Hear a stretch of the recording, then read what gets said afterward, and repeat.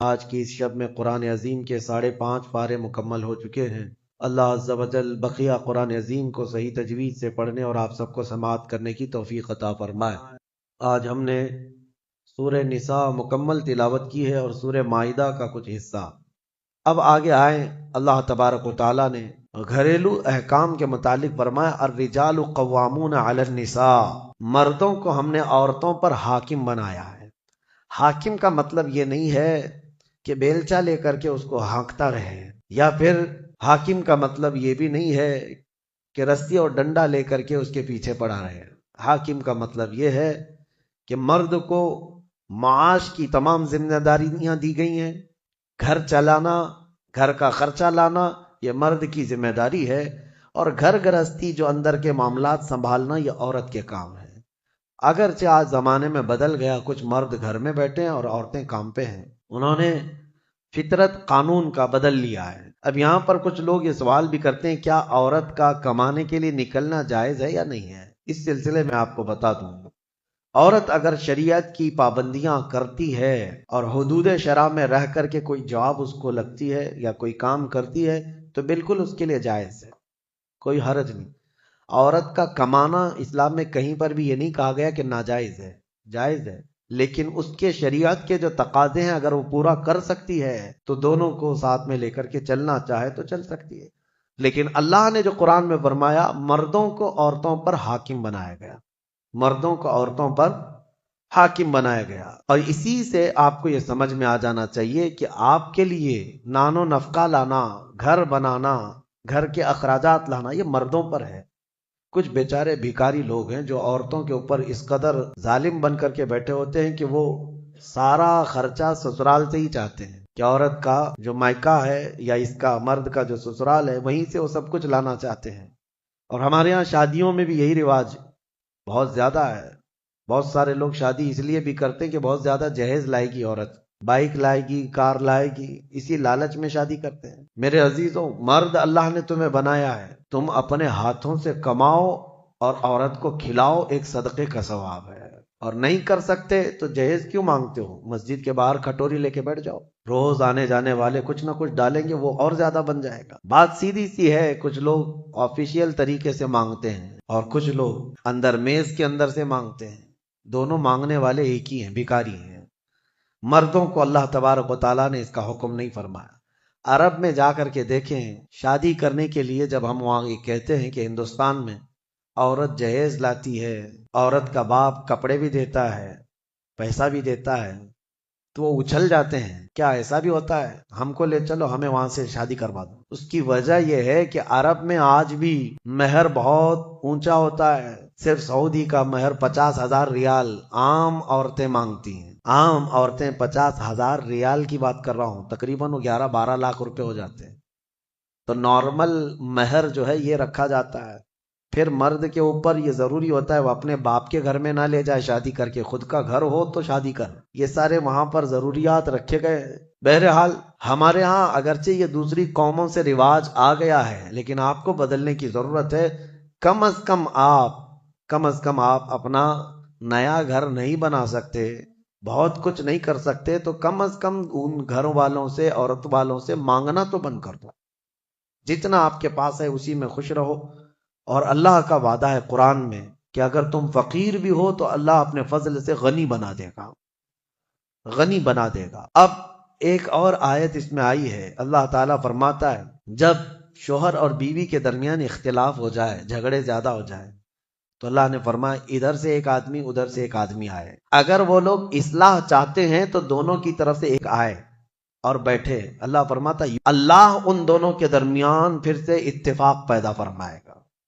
اصلاح کی نیت ہونی چاہیے، لیکن مشورہ میرا یہ ہے کہ دونوں طرف کی ساسوں کو نہ لایا جائے، ہاں، نہ لڑکی کی اماں کو لایا جائے نہ لڑکی کی اماں کو لایا جائے، فیصلے بگڑ جاتے ہیں۔ کیونکہ برسوں سے ہم نے بھی دیکھا ہے بہت سارے گھروں کو توڑنے میں ان لوگوں کا ہاتھ رہتا ہے۔ ہونا تو یہ چاہیے کہ ماں اپنی بیٹی کو ہمت دے کہ ساری مصیبتیں آتی رہتی ہیں، تکالیف آتی رہتی ہیں، تم آگے بڑھو، نہیں بلکہ وہاں تو وہ اڑنگا ڈال کر کھڑی رہتی ہیں، کیسے تو برداشت کرتی ہے، چھوڑ کر کے آ جا، کب تک پالے گی۔ قرآن کا حکم یہ ہے کہ دونوں کی طرف سے ایک ذمہ دار جائیں، اگر اصلاح کی نیت ہے تو اللہ دونوں کے درمیان اتفاق پیدا فرمائے گا، دونوں کے درمیان اتفاق ہوگا۔ اور آیتیں جو آئی ہیں اس میں، آج کے اس پارے میں ہم نے جو تلاوت کی، ایک آیت ہے اللہ تعالیٰ فرماتا ہے تم جہاں کہیں پر بھی جاؤ موت تمہیں آ کر پکڑے گی۔ کا مطلب ہوتا ہے بہت ہی پکے محل میں بھی اگر تم بیٹھ جاؤ، بہت مضبوط محل میں تم بیٹھ جاؤ، موت آنا ہے وہاں پر بھی آئے گی۔ ہم نے دیکھا ہے بڑے محلات میں رہنے والے بھی، اور جنہوں نے آسمان چھوتی ہوئی عمارتیں بنائی، وہ بھی موت کے ہتھے چڑھی گئے۔ موت تو آنا ہے۔ آج ہمارا حال یہ ہوتا ہے کہ دنیا میں اس قدر مصروف ہو جاتے ہیں کہ موت کو بھول جاتے ہیں۔ تمہیں پتہ بھی ہے کہ اچانک آنے والی یہ موت بالکل مہلت نہیں دیتی۔ آپ اگر آس پاس میں اپنی نظریں ڈالیں تو آپ کے دوستوں میں کئی جا چکے ہوں گے، جن کی عمر زیادہ نہیں تھی وہ جا چکے ہیں۔ موت کے لیے عمر کوئی متعین نہیں ہے کہ بڑھاپے میں آئے گی یا بیماری سے آئے گی۔ اچھے لوگوں کو بھی موت آ جاتی ہے، چلتے پھرتے لوگوں کا جنازہ آ جاتا ہے، کسی کے لیے بھی کوئی وقت معین نہیں۔ اور قرآن میں اللہ تعالیٰ یہ فرماتا ہے اگر بندہ موت سے بھاگنے کے لیے، جس کو کہتے ہیں پریکاشن لینا، کہیں جا کر کے محفوظ مقام پر چھپنے کی کوشش کرتا ہے، وہ آئے گی موت۔ بزرگوں نے ایک حکایت لکھی ہے کہ ایک بادشاہ کو نجومیوں نے بتایا تھا کہ فلاں دن تمہاری موت آنے والی ہے۔ نجومی ستاروں کا علم جاننے والے اٹکل پچھو سے کچھ نہ کچھ تو بتا دیتے تھے۔ تو اس بادشاہ کو نجومیوں نے جب دن بتایا، اس دن اس نے کیا کیا، ایک ایسا حجرہ، ایک کمرہ بنایا جس میں کوئی چیز آ ہی نہیں سکتی، کوئی چیز نہیں، صرف اس نے ایک سوراخ رکھا ہوا کے لیے، اور اس میں سے مچھر بھی نہ آ سکے۔ اس حجرے کے اندر وہ چلا گیا، وہ پورا دن اس کو تھا کہ میں موت کو چکما دے دوں گا، اور نجومیوں نے یہ بتایا تھا کہ بچھو کے ڈنک مارنے سے تمہاری موت آئے گی۔ اس نے کہا بس مجھے بچھو سے بچنا ہے، بچھو نہ آنے پائے ایسا میں پورا انتظام کر لوں گا۔ اس نے پورا ایک راؤنڈ شیپ کا کمرہ بنایا اور اس میں اندر بند ہو گیا، لیکن اس کی ایک کمزوری یہ تھی کہ اس کا گھوڑا تھا، بہت بے حد اس کو عزیز تھا، وہ گھوڑے کو چھوڑ کر کبھی رہتا نہیں تھا۔ اس نے کہا مجھے اور میرے گھوڑے کو بند کر دو، آج موت کا دن ہے، اگر آج کے دن میں نے موت کو چکما دے دیا تو پھر ہمیشہ کی زندگی ہے، ٹائم اگر ٹل گیا تو پھر موت نہیں آئے گی۔ تو وہ اس نیت سے وہ روم کے اندر بند ہو گیا اور لوگوں سے کہا کہ کوئی مجھے نہ دروازہ کھولے اور نہ کسی کے لیے دروازہ کھولے، پورا دن گزرنے دو۔ دن گزرتا رہا، شام کا وقت قریب آیا، اس کے ساتھ تھا اس کا گھوڑا اور وہ کوئی نہیں۔ اتفاق دیکھیں، اللہ رب العزت کی طرف سے جو سبب بننا ہے وہ بنے گا۔ اس کے گھوڑے کو بہت تیز چھینک آئی اور اس کی چھینک سے اس کی ناک سے بچھو نکلا اور اس بادشاہ کو ڈنک مارا اور وہیں اس کی موت ہو گئی۔ اینما تکونوا یدرککم الموت، اللہ نے فرمایا تم جہاں کہیں رہو موت آ کر پکڑ لے گی۔ ہمارے علاقے میں ایک ڈاکٹر تھے، وہ کارڈیالوجی تھے، ہارٹ کے اسپیشلسٹ تھے، اور ان کے ہاتھ میں بہت سارے ڈاکٹرز پریکٹس کر کے بڑے ماہر بنے، ہارٹ کے اسپیشل ڈاکٹر۔ اور یہ اخبار میں بھی بات آئی تھی، اس ڈاکٹر کا حال یہ تھا کہ برسوں آپریشن اور سرجری کر کے لوگوں کے ہارٹ صحیح کیے یا بائی پاس کیے، لیکن اتفاق ایسا کہ ایک دن وہ لیب میں اندر ہاسپٹل کے لیبوریٹری میں کام کر رہا ہے ڈاکٹر، اور اس کے ساتھ 4 اسسٹنٹ ڈاکٹر بھی ہیں اور نرسز بھی ہیں، سارے کہاں پر، لیب کے اندر، ساری مشینیں بھی موجود ہیں۔ اس ڈاکٹر کو وہیں پر ہارٹ اٹیک آیا، جو ہارٹ کا خود اسپیشلسٹ ہے، اور دوسرے ڈاکٹرز وہاں پر موجود بھی ہیں۔ انہوں نے اٹھایا، اسٹریچر پر ڈالا، آئی سی یو میں ہی تھے، لیب کے اندر موجود تھے، لیکن وہ چند منٹوں کے اندر ڈاکٹر کی موت ہو گئی، نہ کوئی ڈاکٹر بچا سکا، نہ اس کو دوا دی جا سکی۔ سب سے ماہر ہارٹ کا ڈاکٹر ہاسپٹل کے اندر، جو سب سے محفوظ جگہ ہو سکتی ہے بیماروں کے لیے۔ میاں ہمارے گھر میں کسی کو اٹیک آئے تو دوڑ کر کہاں لے جائیں گے؟ ہاسپٹل۔ اور جو خود کس کے پاس لے جائیں گے؟ ڈاکٹر کے پاس۔ جو خود ڈاکٹر ہے اور خود ہاسپٹل میں بیٹھا ہوا ہے، اس کو ہی اگر آ جائے، اور قریب میں ڈاکٹرز بھی موجود ہیں لیکن بچا نہ سکے، یہ رب ذوالجلال کا فرمان، جب وعدہ مکمل ہو جائے تو پھر کوئی طاقت تمہیں موت سے روک نہیں سکتی۔ آپ کو پتا ہے ایک بہت بڑا شخص ہے دنیا کا جو کئی حکومتیں بدل دیا کرتا تھا، جس کا نام غالباً لنکن ہے، سیمسنگ کمپنی کا، جس سے کوئی تعلق ہوگا آپ سرچ کریں تو پتا چلے، کوریا کا رہنے والا، اور اس کی وجہ سے حکومتیں بدل دی جاتی تھی۔ اس قدر مالدار آدمی، اس کی مرضی کے بغیر تو کوئی حکومت نہیں قائم ہوتی تھی۔ اتفاق کہتا ہے غالباً 2012 یا 11 کے آس پاس کی بات ہے، جہاں تک میرے علم چیز آئی، ایسی ایک بیماری میں مبتلا ہو گیا کہ کوما میں چلا گیا، اور اس کا بیٹا تھا ارب پتی نہیں بلکہ اس سے بھی زیادہ، کئی ہزار کروڑ کا مالک۔ پوری دنیا بھر کے ڈاکٹرز کو بلایا گیا اس کو بستر سے اٹھانے کے لیے، لیکن کوئی ڈاکٹر نہیں اٹھا سکا۔ کروڑوں کی فیس لی ڈاکٹرز نے، ہر طرح کا علاج کیا، 4 سال تک وہ بستر پر لگا رہا، اس پر نہ جانے کتنی دولت خرچ ہوئی۔ اخیر میں ڈاکٹروں نے کہا اربوں روپیے اس کے بستر سے اٹھانے کے لیے جنہوں نے خرچ کیا تھا، بیٹے نے خرچ کیا تھا، ڈاکٹروں نے اخیر میں ہاتھ اٹھا کر کہا اب تیرے باپ کو کوئی نہیں کھڑا کر سکتا، اس کی موت آ چکی ہے، موت ہو گئی۔ میں یہ کہنا چاہتا ہوں اللہ نے فرمایا تم مضبوط سے مضبوط محل کے اندر کیوں نہ ہو، موت آئے گی۔ مجھے بتاؤ جس کے پاس دنیا کا اتنا مال پڑا ہوا ہو وہ کیوں نہیں خرید سکا کوئی ایسی دوا جو اس کو بستر سے کھڑا کر سکے؟ یاد رکھیں میرے عزیزو، دنیا کی ساری چیزیں اسی کی طرح دھری کی دھری رہ جائیں گی۔ جس وقت ہمارا بلاوا آ جائے تم قریب میں لوگوں کو دیکھتے رہ جاؤ گے اور آنکھیں تمہاری کھلی رہ جائیں گی۔ اسی لیے میرے آقا صلی اللہ علیہ وسلم خود فرماتے ہیں میں ایک سجدے میں جاتا ہوں تو مجھے اس بات کا یقین نہیں ہوتا کہ دوسرے سجدے تک میں زندہ رہوں گا۔ یہ سید الانبیاء فرما رہے ہیں، رسول رحمت فرما رہے ہیں۔ اور جس طرح سے آج ہم اپنی موت کو بھول بیٹھے، گناہوں کی کثرت ہو جاتی ہے، نفس غالب آ جاتا ہے، عیاشیاں شروع ہو جاتی ہیں، موت کا خوف ایسا ہے کہ خود میرے آقا نے فرمایا سب سے بہترین نصیحت کرنے والا تمہاری زندگی میں اگر کوئی ہے تو موت ہے۔ لوگوں کے جنازے دیکھو اور ان کی بے بسی دیکھو، ان کی مجبوری دیکھو، اور اس کے بعد تم بھی محسوس کرو کہ تمہارے ساتھ بھی یہی کیفیت ہوگی۔ وہ چھوٹی سی قبر، وہ چھوٹی سی ایک ایسی قبر جس میں نہ چٹائی، نہ تکیا، نہ اوڑھنا، نہ بچھونا، اور ہاتھ چوڑے کرو تو قبر کی دیواریں لگنے لگ جائے، ہاتھ اٹھاؤ تو اوپر کی تختیاں لگنے لگ جائیں۔ ممبئی والوں کو تو اور بھی چھوٹی قبر ملتی ہے، یہاں تو اتنی چھوٹی ہے کہ ٹیمپرری کھودی جاتی ہے کہ 6 مہینے بعد پھر نکال دینا ہے۔ میرے عزیزوں، اس ایک چھوٹی سی قبر کے اندر تمہیں برسوں بتانا ہے، برسوں بتانا ہے، اس جسم کے ساتھ وہیں سونا ہے۔ کبھی میں سوچتا ہوں ہماری آنکھیں اگر بند ہو جائیں اور ہمیں پتا چلے کہ باہر فلاں چیزیں ہو رہی ہیں اور ہم کھولنا چاہیں نہیں کھلتی تو بے چینی ہونے لگ جاتی ہے، گھبراہٹ سی ہونے لگتی ہے۔ قبر میں یہی حال ہوگا کہ تمہارے اطراف ہونے والے سارے معاملات تمہیں پتا ہوں گے، حتیٰ کہ حضور فرماتے ہیں قبرستان میں چلنے والے کے پیروں کی آواز تک تم سنو گے۔ مردہ سنتا ہے، سلام تو دور کی بات ہے، پیروں کے چلنے کی آواز بھی سنتا ہے، اور جب سنتا ہے سارے معاملات لیکن آ نہیں سکتا باہر، کسی کو کچھ کہہ نہیں سکتا، بول نہیں سکتا، کیسی بے چینی ہوگی، وہ کیسی گھبراہٹ ہوگی۔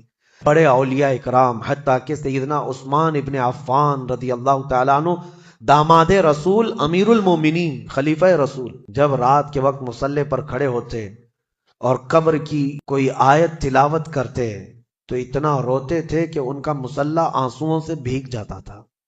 صبح ان کے مصلی کو نچوڑ کر سکھایا جاتا تھا۔ لوگ ان سے پوچھتے آپ قبر کے متعلق اتنا خوفزدہ کیوں ہو جاتے ہیں؟ مرنا تو سب کو ہے۔ حضرت عثمان غنی فرماتے یہ ہماری پہلی منزل ہے، اگر یہ نکل گئی تو ساری منزلیں آسان ہیں۔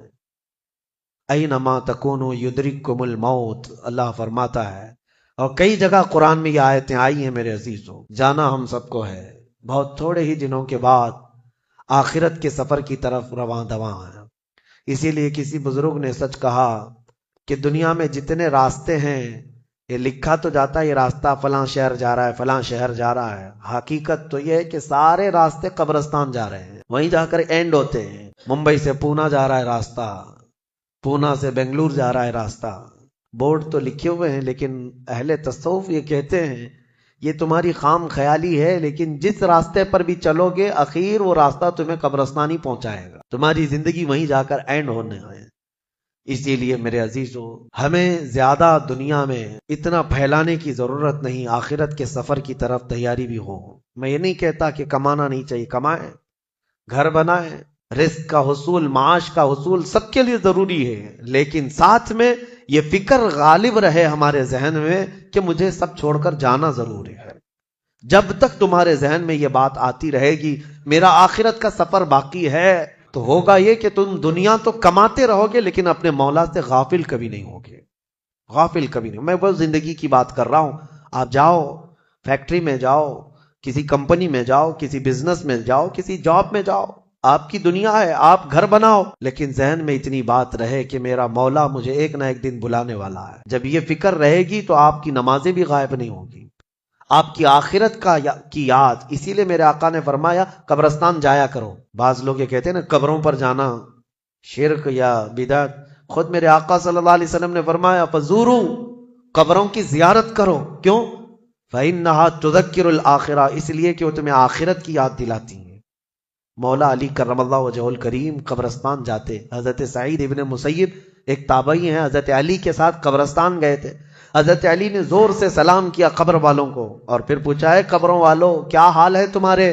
اور اس کے بعد پھر حضرت علی روتے کھڑے ہوئے، آنسو بہنے لگے۔ حضرت سعید ابن مسیب کہتے ہیں مولا علی سے کیا آپ قبروں والوں سے بات کر رہے ہیں، وہ آپ کی سن رہے ہیں یا آپ سے وہ کچھ جواب دے رہے ہیں؟ حضرت علی کرم اللہ وجہہ الکریم نے فرمایا ہاں، اگر تم سنتے ان کی باتیں تو رو پڑتے۔ حضرت سعید پوچھتے ہیں کیا کہہ رہے ہیں قبروں والے؟ سنو میرے عزیزو، حیدر کرار شیر خدا علی مرتضیٰ فرماتے ہیں قبروں والوں سے میں نے پوچھا کیا حال ہے تمہارے، تو قبروں والوں نے کہا اے علی مت پوچھو ہمارے حال، جن بالوں کو ہم سجایا کرتے تھے ان بالوں پر تو اللہ نے بچھو چھوڑ دیے، ہمارے وہ چہرے جو غازے سے ملوث تھے، حسین تھے، ہمارے چہروں پر اب خون اور پیپ کے علاوہ کچھ نہیں رہ گیا، ہمارا وہ جسم جس کے سنوارنے کے لیے ہم دن بھر گھنٹوں لگاتے تھے، آج وہ ہماری قبروں میں کیڑوں کی غذا بنا دی گئی ہے۔ حضرت علی فرماتے ہیں قبروں والوں نے جب ہم سے یہ کہا تو ہم نے رو پڑا، ہمیں رونا آ گیا۔ یقیناً میرے عزیزوں وہ منزل آپ کی بھی ہے میری بھی ہے، ہمیں بھی جانا ہے آپ کو بھی جانا ہے۔ حضرت سفیان ثوری فرماتے ہیں ایک چھوٹی سی بچی کو آپ نے ایک جنازے کے پیچھے جاتے ہوئے دیکھا روتے ہوئے، وہ لڑکی اپنے باپ کے جنازے میں جا رہی تھی، رو رہی تھی اور یہ کہہ رہی تھی اتنی بڑی مصیبت کا دن ہمارے اوپر کبھی آج تک آیا ہی نہیں تھا۔ حضرت سفیان ثوری نے کہا بیٹا تم پر نہیں تمہارے باپ پر جو دن آیا وہ کبھی نہیں آیا تھا۔ موت کا دن سب سے سخت دن ہے، سب سے سخت دن ہے۔ موت کس طرح سے آتی ہے پتہ ہے؟ فرمایا گیا جیسے ریشم کے کپڑے کو کانٹوں کی جھاڑی پر ڈال دو اور کپڑا کھینچو، کپڑے کے تار نکلتے جائیں گے۔ فرمایا گیا ملک الموت روح نکالنے کے لیے جب آتے ہیں تو اسی طرح سے روح نکالتے رہتے ہیں، انگلیوں سے، پیروں کی، ہاتھوں کی انگلیوں سے، ناخنوں سے روح نکلتی آتی ہے، ایک جوڑ سے روح نکلتی ہے، یہاں تک کہ ناک تک اس کو کھینچ کر کے لایا جاتا ہے۔ اور قرآن میں اللہ فرماتا ہے تم اگر دیکھو گے کہ روح کیسی نکالی جا رہی ہے، یضربون وجوہہم وادبارہم، فرشتے آتے ہیں پیٹھ پر، پیچھے مارتے ہیں، زور سے مارتے ہیں اور پیشانیوں پر مارتے ہیں اور یہ کہتے ہیں اے نکل جا روح۔ اللہ فرماتا ہے تم اگر دیکھو گے کہ فرشتے کس طرح روح نکالتے ہیں تو کانپ کر رہ جاؤ گے، مار کر کے روح کو نکالا جاتا ہے۔ اور یہ چھوٹا سا وقت نہیں ہے، ادھر جھٹکا لگا ادھر موت ہو گئی، لمبا پروسیس ہے، اس سے جو گزرتا ہے وہی بتا سکتا ہے۔ بعض لوگوں کو ایسا لگتا ہے زہر کھا لیا ابھی موت ہو گئی، سوسائڈ کر لیا ابھی موت ہو گئی۔ موت اتنی آسانی سے نہیں آتی، لمبا پروسیس ہے۔ موت سے پہلے فرشتے آ جاتے ہیں، چاہے تم اچھے آدمی ہو بیٹھے ہوئے ہو، تم کو بھی اگر موت آنی ہے تو تم پہلے فرشتوں کو دیکھنے لگ جاؤ گے، لیکن بتا نہیں سکتے کسی کو۔ موت سے تھوڑی دیر پہلے فرشتے قریب آ جاتے ہیں، پہلے جماعت فرشتوں کی آتی ہے پھر ملک الموت آتے ہیں۔ ملک الموت ان فرشتوں کے بیچ آتے ہیں، جیسے ہی یہ مرنے والا آدمی ملک الموت کو دیکھ لیتا ہے پھر اس کے جسم میں کپ کپی طاری ہو جاتی ہے، اور ایسی کپ کپی طاری ہوتی ہے کہ کبھی پیشاب نکل جاتا ہے، کبھی پخانہ نکل جاتا ہے۔ اکثر دیکھنا مرنے والوں کی نجاست نکل جاتی ہے، ملک الموت کو وہ بہت قریب سے دیکھتا ہے، اور ان کی دو شکلیں ہیں، ایک بہت بھیانک شکل ہے اس کو دیکھنا ہی عذاب ہے، اور ایک بہت خوبصورت شکل ہے ان کو دیکھنا ہی رحمت ہے۔ وہ نیک بندوں کی روح نکالنے کے لیے جب جاتے ہیں تو خوبصورت شکل میں جاتے ہیں، اور جب گنہگاروں کی روح نکالنے جاتے ہیں تو بھیانک شکل میں جاتے ہیں، اور ان کو دیکھتے ہی مرنے والے کا جسم پیلا پڑ جاتا ہے، پیشانی اکھڑ جاتی، آنکھیں پھٹی رہ جاتی، اور پھر خرخرا آنے لگ جاتا ہے، یعنی خر کی آواز تیز ہو جاتی ہے۔ وہ بولنا چاہتا ہے اپنے پاس والوں کو لیکن بول نہیں سکتا، بند ہو جاتا ہے۔ یہ وہ وقت ہے جب اس کے توبہ کا دروازہ بھی بند ہو جاتا ہے۔ اب اگر فرشتوں کو دیکھ کر کوئی توبہ بھی کر لیا ایمان لایا تو اس کا ایمان قبول نہیں، اس وقت سے پہلے تک جو بھی ایمان لایا یا توبہ کیا اس کی توبہ قبول ہے، لیکن موت کا خرخرہ آ گیا اور فرشتوں کو دیکھ لیا، اس کے بعد بہت سارے کافر بھی پکاریں گے کہ ہم ایمان لاتے ہیں اللہ پر، نہیں، اب ایمان قبول نہیں ہوگا۔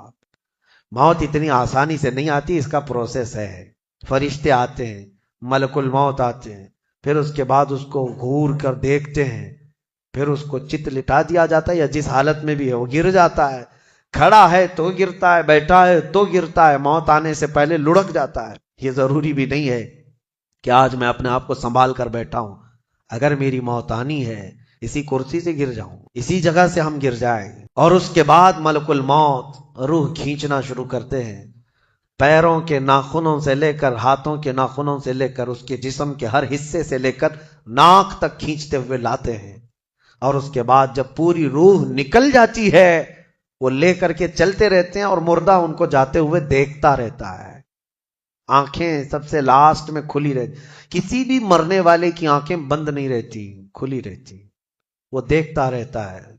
اسی لیے حدیث پاک میں ہے جب کسی کی روح نکل جائے تو سب سے پہلے تم اس کی آنکھیں بند کر دو، ہمیں بند کرنا ہوتا ہے، اور اس کے بعد منہ بھی کھلا رہ جاتا ہے، منہ اوپن رہ جاتا ہے، فرمایا گیا منہ کو دبا کر بند کر دو۔ یہ سب نشانیاں ہیں میرے عزیزوں موت کی سختیوں کی۔ آپ کو پتا ہے جب رسول کریم صلی اللہ تعالی علیہ وسلم کی وفات آئی، اللہ اکبر، نزع کا عالم اتنا سخت تھا کہ بار حضور اکرم صلی اللہ علیہ وسلم کو پورے پانی کے مٹکے انڈیل دیے جا رہے تھے، 3 مٹکے حضور پر انڈیل دیے گئے موت سے پہلے، اور حضور اس کے بعد تھوڑا آرام محسوس کرتے، اور پھر شدت کا بخار، اور وہ آخری وقت تھا جب حضرت فاطمہ آپ کے پاس آئی تھی، حضور نے ان کے کان میں بتا دیا، وہ رونے لگ گئے۔ کیا کہا تھا؟ حضرت فاطمہ کہتی ہیں حضور نے فرمایا اے فاطمہ اب میں جا رہا ہوں، میرا آخری وقت ہے۔ پھر ایک دوسرے کان میں ان سے کہا میرے خاندان میں سے سب سے پہلے تم مجھ سے ملنے والی۔ آج یوم فاطمہ بھی ہے، سیدہ کائنات کا آج یوم وصال ہے، 4 رمضان المبارک۔ تو رسول کریم صلی اللہ تعالی علیہ وسلم حضرت عائشہ صدیقہ کے سینے سے سر لگا کر لیٹے ہوئے تھے۔ حضرت عائشہ فرماتی ہیں سنو، مجھے پتہ ہی نہیں تھا، حضور حضرت عائشہ سے زیادہ محبت کرتے تھے، اسی لیے آخر وقت میں حضرت عائشہ کے ہی حجرے میں رہنے لگے، باقی دوسری بیویوں کے یہاں نہیں جاتے۔ حضرت عائشہ کہتی ہیں میں حضور اکرم صلی اللہ تعالی علیہ وسلم کو کبھی مسواک دے رہی، کبھی پانی کے چھڑکاؤ کر رہی، تھوڑی دیر کے بعد حضور اکرم صلی اللہ تعالی علیہ وسلم لیٹے اسی طرح رہ گئے۔ حضرت عائشہ کہتی ہے میرے سینے پر حضور کا سر تھا، وہ اتنا بھاری ہو گیا مجھے لگتا تھا کہ میری پسلیاں ٹوٹ جائیں گی۔ یہ حضرت عائشہ کہتی ہیں مجھے ایسا لگتا تھا کہ میری پسلیاں ٹوٹ جائیں گی۔ ہوا کیا تھا؟ حضرت عائشہ فرماتی ہیں دروازے پر جبرائیل امین آئے، روح نکلنے سے پہلے کی بات ہے۔ حضرت عائشہ فرماتی ہیں حضور کے پاس جبرائیل آخری بار آئے، وہ غمگین حالت میں آئے یا جس حالت میں ہو، حضرت رسول کریم صلی اللہ علیہ وسلم سے عرض کرنے لگے یا رسول اللہ دروازے پر موت کا فرشتہ کھڑا ہے، آپ کی اجازت چاہتا ہے، اگر آپ اجازت دے دیں تو آئے گا اور آپ کی روح پاک کو اللہ کے حضور لے جائے گا۔ اور یا رسول اللہ آج سے پہلے اس فرشتے نے کسی سے اجازت نہیں لی، اور قیامت تک کسی کی روح نکالنے کے لیے وہ اجازت لے گا بھی نہیں، یہ صرف رسول پاک کی خصوصیت تھی۔ حضور نے فرمایا آنے دو، ملک الموت آئے، اور جب حضور کی اجازت سے روح نکالی تو حضرت عائشہ کہتی ہیں اتنا بھاری ہو گیا تھا سر کہ مجھے لگتا تھا کہ میری پسلیاں ٹوٹ جائیں گی سینے کی۔ اور اس کے بعد حضرت عائشہ فرماتی ہیں میں نے حضور کے سر مبارک کو نیچے کی طرف کیا، مجھے پتا بھی نہیں تھا کہ حضور کا انتقال ہوا، میں حضور اکرم صلی اللہ علیہ وسلم سے باتیں کرنے میں مصروف تھی، اسی میں حضرت ابوبکر صدیق حجرے میں آئے، پوچھا عائشہ کیا حال ہے حضور کا؟ حضور اکرم صلی اللہ علیہ وسلم کو دیکھا حضرت ابوبکر نے، اور پیشانی مبارکہ پر ہاتھ رکھا تو وہ بہت ٹھنڈی تھی، ماتھے کو بوسہ دیا اور ایک آخری اور ایک جملہ کہا تھا یا رسول اللہ ایک بار موت آنی تھی وہ آپ پر آ گئی، اب موت کی سختی اللہ دوبارہ کبھی آپ کو نہیں عطا کرے گا۔ موت کی سختی کیونکہ حضور کو انہوں نے دیکھا تھا، کئی دنوں سے تکلیف تھی، 13 دن تک حضور پاک صلی اللہ علیہ وسلم کو تکلیف تھی، 13 دن تک۔ حضرت ابوبکر کہتے ہیں یا رسول اللہ اب موت کی سختی دوبارہ کبھی نہیں آئے گی، جو اللہ کا وعدہ تھا وہ پورا ہو گیا۔ پورا کھل کر کے رو بھی نہیں پا رہے تھے ابوبکر صدیق، اور اپنے اندر دبا بھی نہیں پا رہے تھے۔ موت کی سختی انہوں نے دیکھا اور اس کے بعد کہا اے عائشہ کیا دیکھ رہی ہو، اللہ کے رسول ہم سے رخصت ہو چکے ہیں۔ پھر انہوں نے آ کر مسجد میں اعلان کیا اے لوگو اللہ کے نبی کا انتقال ہو چکا۔ اب مجھے یہاں یہ بتانا ہے اگر موت سے کوئی بچ سکتا تھا تو سب سے پہلا نمبر تو رسول اللہ کا ہونا چاہیے تھا، کیونکہ اللہ کے سب سے محبوب نبی وہی ہیں۔ جب رسول پاک صلی اللہ تعالی علیہ وسلم کو بھی موت آئی تو میاں ہمارا اور تمہارا شمار نہیں، چاہے 100 سال زندگی مل جائے لیکن مرنا ضروری ہے۔ بہرحال یہ باتیں بڑی طویل ہو جائیں گی۔ موت کا تذکرہ اس لیے بھی میں زیادہ کرتا ہوں کہ حدیث پاک میں ہے مومنوں کو یہ تذکرہ کرو تاکہ ان کو گناہوں سے نفرت پیدا ہو جائے اور آخرت کے سفر کی تیاری وہ شروع کرے۔ اللہ کریم ہم سب کو دنیاوی خرافات سے محفوظ فرمائے، دنیا کی لذتوں سے اور یہ فانی خرافات میں مبتلا ہو کر آخرت بھولنے سے اللہ ہماری حفاظت فرمائے۔ مولا کریم جب ہماری موت آنے کو ہو تو ہماری زبانوں پر کلمہ طیبہ جاری فرما دے۔ رب ذوالجلال موت سے پہلے تیرے حبیب پاک کے چہرے کی زیارت نصیب فرما۔ اے کریم خدا کیا ہی بہتر ہوتا، میں گنہگار ہوں اور بڑے مرتبوں کی خواہش، تو کریم ہے خدایا تیری بندہ پروری ہے، کیا ہی بہتر ہوتا مولا کہ موت آئے تو رمضان کا مہینہ مل جائے، جمعۃ المبارکہ مل جائے۔ مولا تیرے وعدے کے مطابق ہم قبر کے عذابات اور سوالات سے محفوظ ہو جائیں۔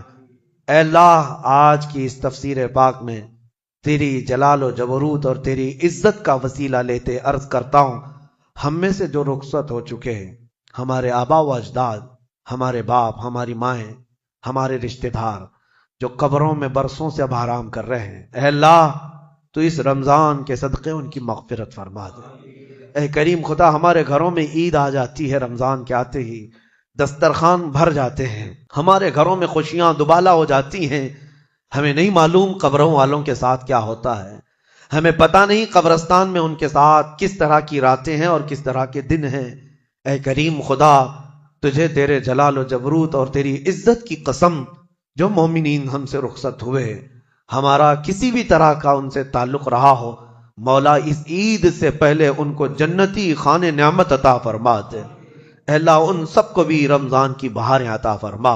وصلی اللہ تعالی علی خیر خلقہ محمد وآلہ واصحابہ اجمعین وآخر دعوانا ان الحمد للہ رب العالمین۔ السلام علیکم۔